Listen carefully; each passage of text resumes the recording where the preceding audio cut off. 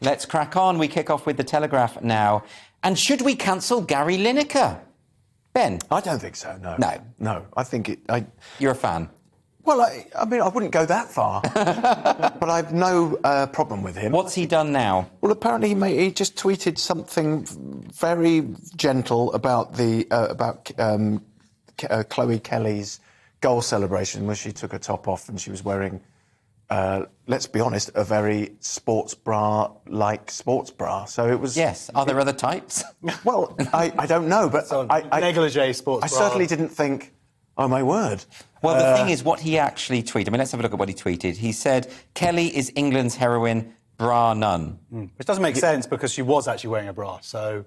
That's what I'm offended by. I get the tweet, I get the pun, but... You're offended by the joke construction. You Absolutely. always if you had on. Adam Bloom on here, he would literally be having a fit right now. Yeah. Now, the thing about that is, though, he claims that... Because he says it's been interpreted as him making a sexist joke about the fact that women wear bras and these are women playing football. And he says it was specifically about that image of her in a bra and it was just a stupid pun. Yeah. So where do we stand on this, Josh? Because, I mean, there was a lot of anger about this. Oh, there is a lot of anger, but there's a few reasons why I think there is a lot of anger. First of all, but he's like saying, he said, oh, no, I think the people who are complaining hadn't appreciated the context. It's like, oh, those women who are mostly the people complaining, oh, these feminists, they just don't get context, those idiots. So it seems to me slightly condescending there.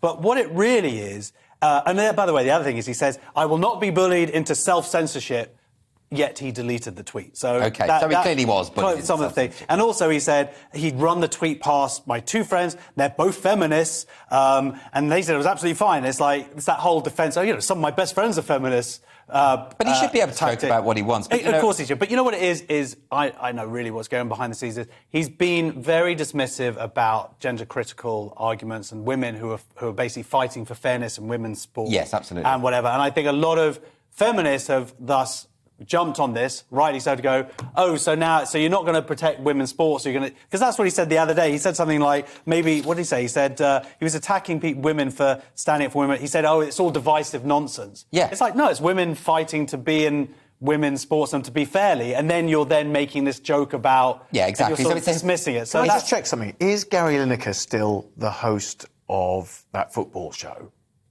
I believe it is only because I read it here. Yeah. As he's still in the match of the day. Match of the day. That football show. I mean, as you can hear, welcome to the team. I'm not an enormous football fan, but his status seems to me far greater than the reality of who we're talking about here. Yeah. And I'm always amazed how often Gary Lineker is, front page news. Well, I mean, it's often the way he tweets as well. He can be very sort of censorial about other people. Yeah, well, that's... And very opinionated. And so, in a sense, I think there's a sense of schadenfreude here going on a little bit that, he's been jumping into these debates and now he's on the receiving end. Absolutely. Maybe. When I look at what that word means, I'm sure you're right.